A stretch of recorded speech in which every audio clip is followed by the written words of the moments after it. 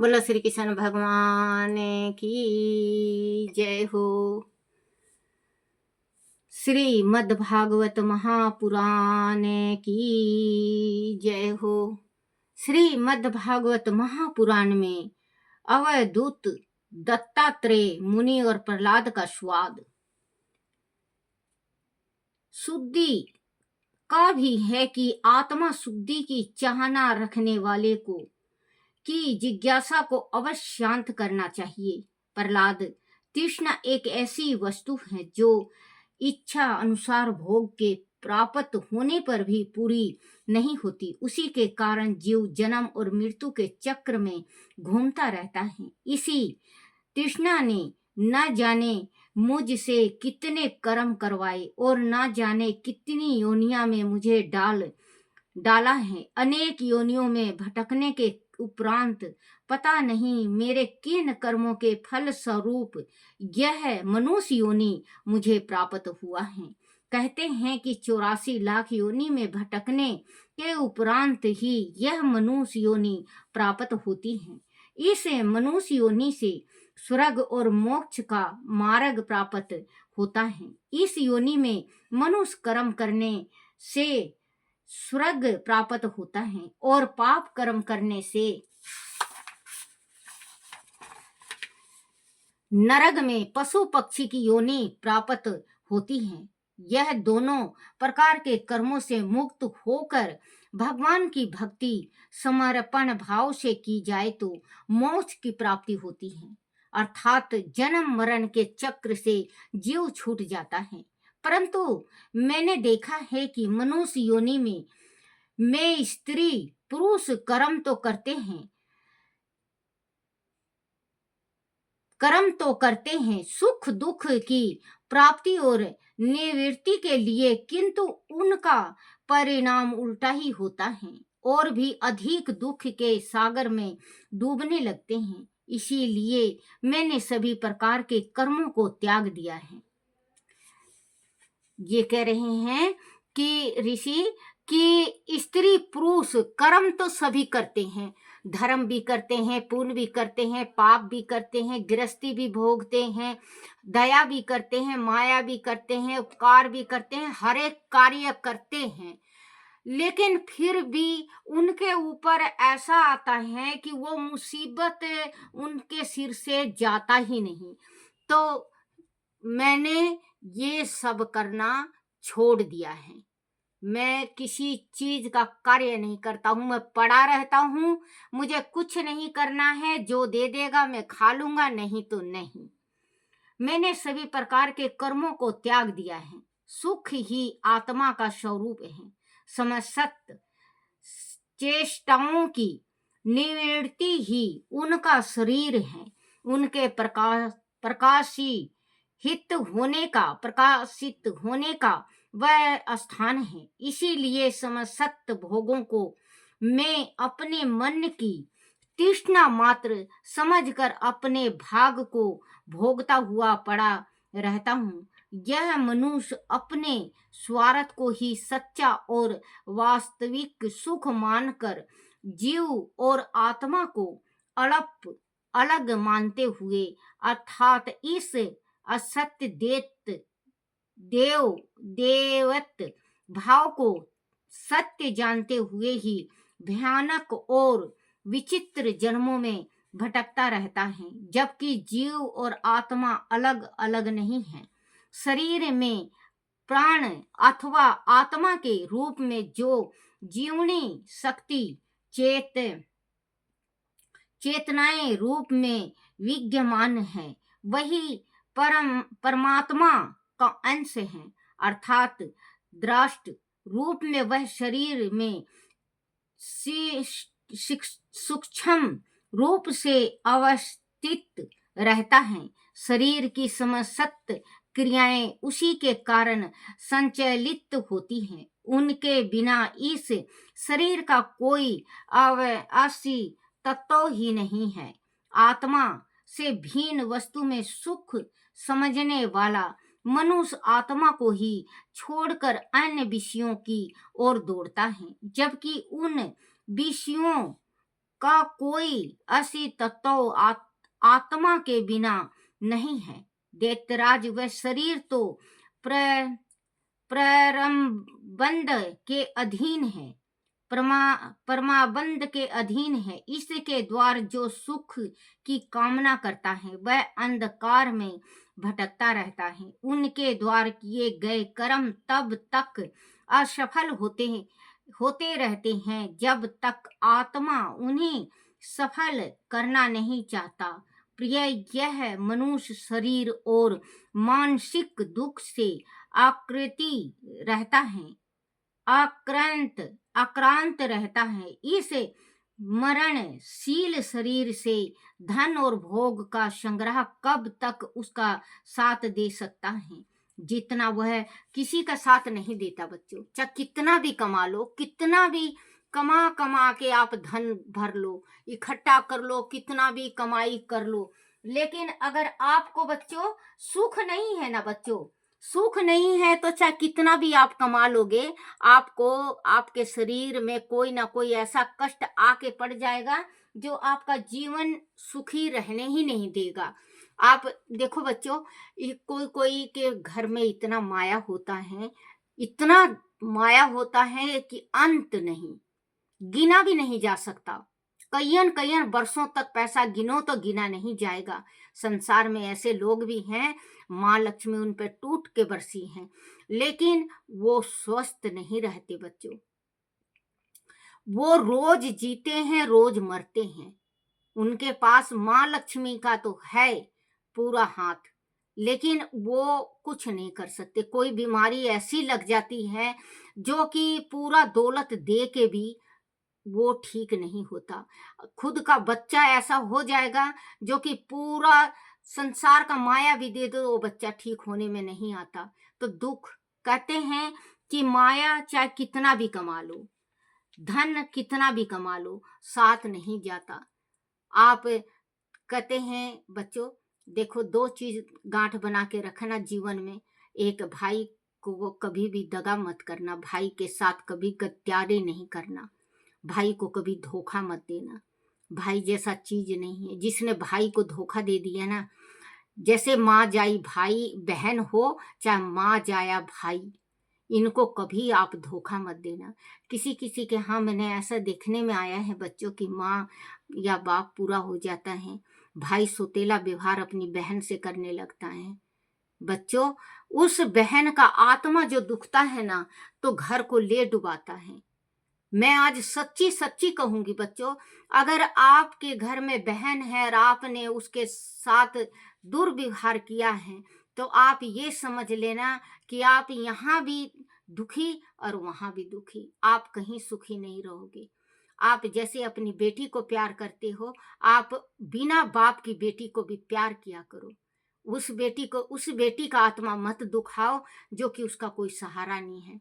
बहुत जगह ऐसे देखने में आता है बच्चों कि बाप नहीं होता, अरे भाई ये सोचता है कि कहीं माँ सब जायदाद बहन को ना दे दे। वो बहन से खींचने लगता है, वो भाई बहन से खींचने लगता है, बहन को दुत्कारता है, बहन को मतलब वो आंखें फूटे देख के राजी नहीं होता।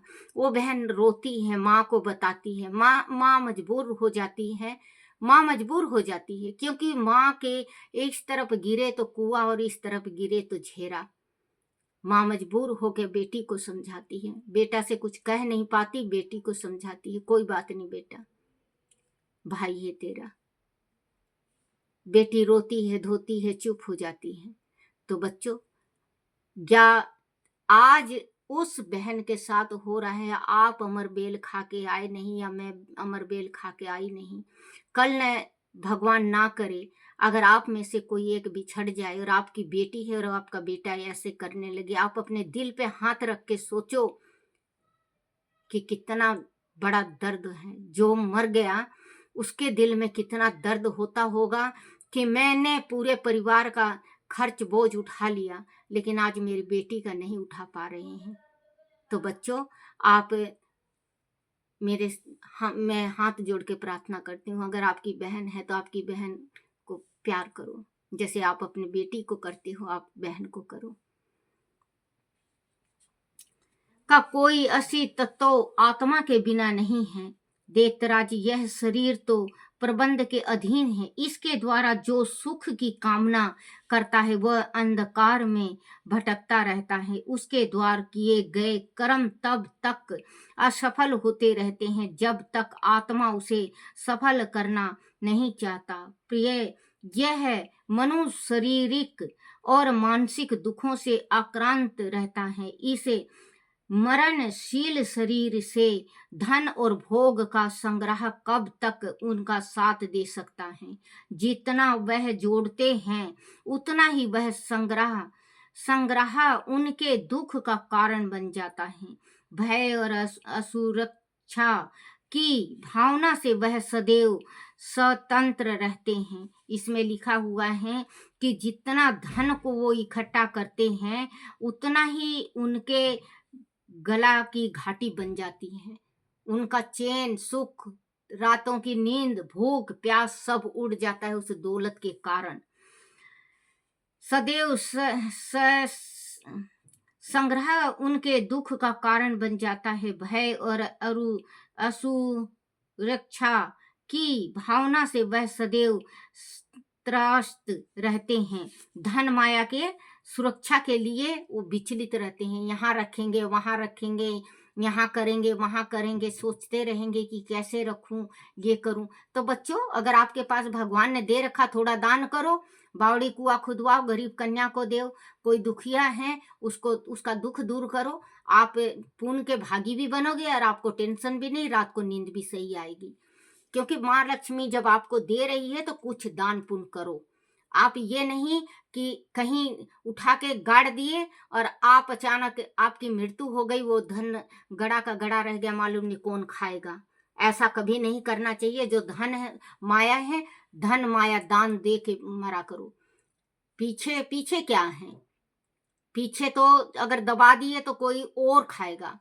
आप कमा रहे हो अपने बच्चों के वास्ते, लेकिन आपको पता है कि मैं कितना साल और कितना दिन और कितना वक्त तक जीऊंगा। तो बच्चों, आप अगर कहीं पे भी कुछ रखते हो तो अपने परिवार को जरूर बताया करो।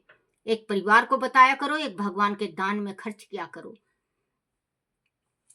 संग्रह उनके दुख का कारण बन जाता है। भय और असुरक्षा की भावना से वह सदैव त्रस्त रहते हैं। उन्हें ठीक से नींद तक नहीं आती। प्रत्येक निकट आने वाले व्यक्ति पर उन्हें संदेह होने लगता है। जो कोई भी धनवान है, लखपति है, अगर उससे कोई प्रेम से मिलने भी आएगा तो शक की दृष्टि से देखेगा, कहीं मुझे मार देना, कहीं मेरा धन ना ले जाए मुझे मार के। उसको न जो उसको मतलब देखेगा तो ऐसे नजर से, जैसे कि चोर नहीं देखता है पुलिस वाले को, वैसे ही। तो वो कहीं उठ बैठ नहीं सकता, कहीं मिलने फिरने नहीं जा सकता, क्योंकि वो माया के नाग के जैसे माया के चक्कर में वो पड़ा रहता है। तो वही बच्चों, जो इंसान माया माया माया माया करता ही मर जाता है तो वो नाग बनता है, सांप बनता है, और उसकी योनि कईयन खरबों साल तक पड़ी रहती है। सर्प की योनि ऐसी है, सर्प की और कग्गे की, जो जल्दी से प्राण इनका नहीं निकलता, जल्दी से इनकी मौत नहीं आती। कहते हैं सबसे खोटा जन्म कग्गा और सर्प का है। आने वाले व्यक्ति पर उसे संदेह होने लगता है। इस प्रकार जो जीवन और धन के लोभी हैं वह राजा, चोर, शत्रु, स्वजन, पशु, पक्षी, याचक काल से और अपने ही भय से सदैव डरते रहते हैं, क्योंकि वो अपने परछाई से भी डरता है।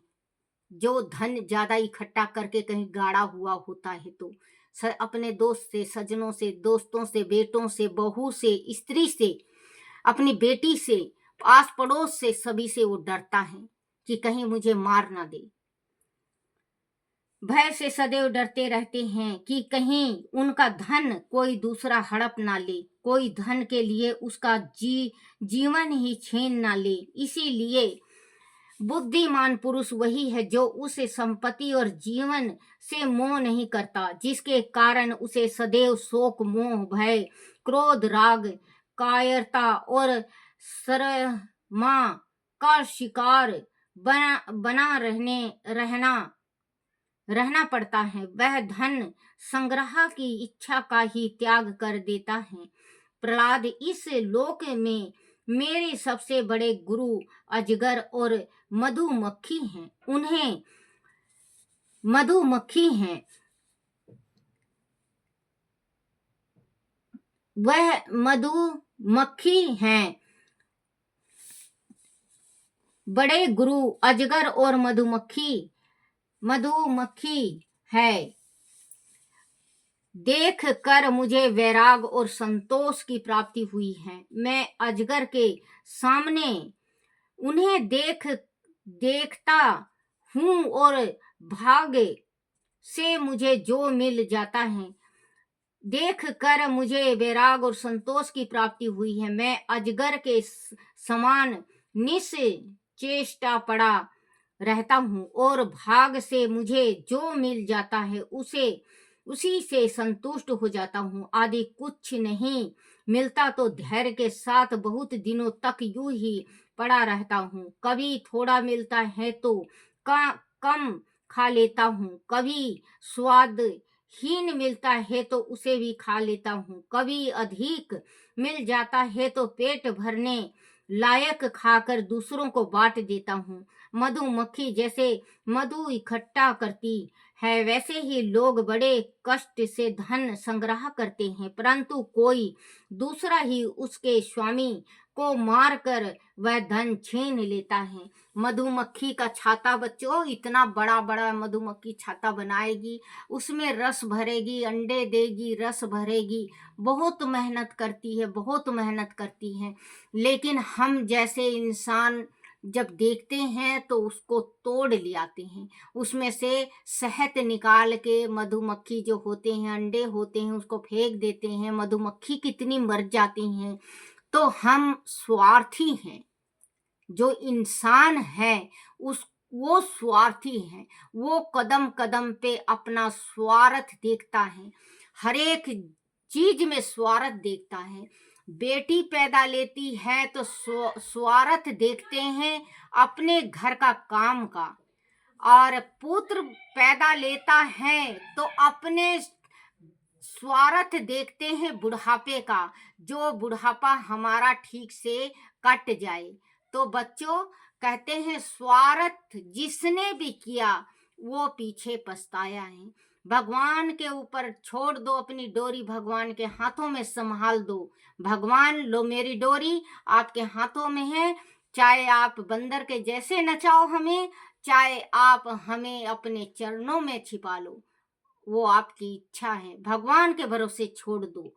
कहते हैं कि धन संग्रह जैसे मधुमक्खी इकट्ठा करती है अपने बच्चों के वास्ते, जो अंडे डालती है उनके वास्ते इकट्ठा करती है। मधुमक्खी को पता नहीं होता कि मेरे बच्चे भी नहीं रहेंगे, इस मीठे रस के वजह से इंसान तोड़ के ले जाएगा और मेरे बच्चों को फेंक देगा।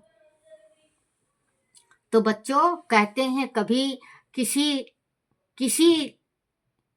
चीज पे गलत दृष्टि नहीं डालनी चाहिए, ना स्त्री पे, ना किसी की बेटी पे, ना किसी के दौलत पे, ना किसी के सोने चांदी पे, ना किसी के जायदाद जमीन पे गलत दृष्टि नहीं डालना चाहिए। जिसने गलत दृष्टि डाला इस जन्म में, वो अगला जन्म अपना बिगाड़ लिया, वो बनता है अंधा। मधुमक्खी जैसे मधु इकट्ठा करती है, वैसे ही लोग बड़े कष्ट से धन संग्रह करते हैं, परंतु कोई दूसरा ही उसके स्वामी को मार कर वह धन छीन लेता है। मधुमक्खी के साथ भी ऐसा ही होता है, फिर भी वह संतोष कर लेती है। विषय भोग का संग्रह करना भी इसी प्रकार है, उसे से विरक्त रहना ही ठीक है। मुझे जो भी जैसा भी मिल जाता है खा लेता हूँ और पहन लेता हूँ, जैसा स्थान मिल जाता है वहीं पर सो जाता हूँ। कभी नहीं धोकर शरीर में चंदन लगाया, रेशमी वस्त्र पहना, रथ या हाथी पर चढ़ता हूँ तो कभी फटे हाल नंगे धड़ंगे सड़क पर नंगे पैरों धड़ंग सड़क पर नंगे पैरों चलता हूँ। ना मैं किसी की स्तुति करता हूँ ना निंदा, मैं तो केवल परम कल्याणकारी परमात्मा से एकता चाहता हूँ। प्रहलाद सत्य का अनुसाधन साधन करने वाले व्यक्ति को नाना प्रकार के पदार्थों और उनके भेद विभेद को भुला देना चाहिए, अहंकार को नष्ट कर देना चाहिए और उनके भेद विभेद को भुला देना चाहिए, अहंकार को नष्ट कर देना चाहिए। संसार के समस्त रूपों का मायावी भ्रम मानकर उनसे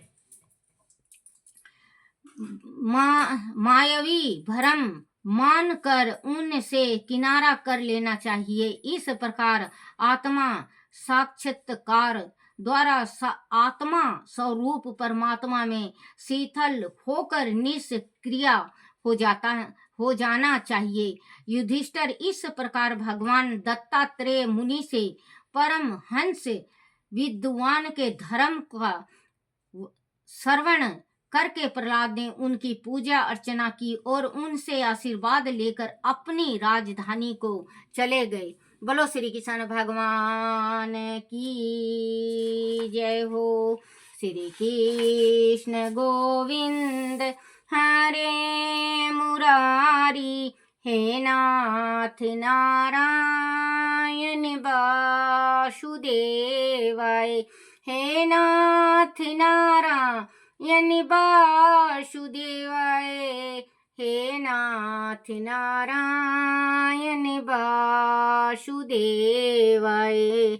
आरती श्री भागवत भगवान की है आरती, पापियों के पाप को है तारती। आरती श्री भागवत भगवान की है आरती, पापियों के पाप को है तारती। बोलो श्री कृष्ण भगवान की जय हो। हे मेरे कृष्ण भगवान, हे मेरे लड्डू गोपाल, है मेरे कन्हैया, मेरे से कोई भूल हो जाए, कोई गलती हो जाए, कोई टूटी रह जाए, मुझे क्षमा करना क्षमा करना क्षमा करना। बोलो अपने अपने माता पिता की जय, बोलो अपने अपने गुरुदेव महाराज की जय। श्रीमद् भागवत महापुराण की जय हो।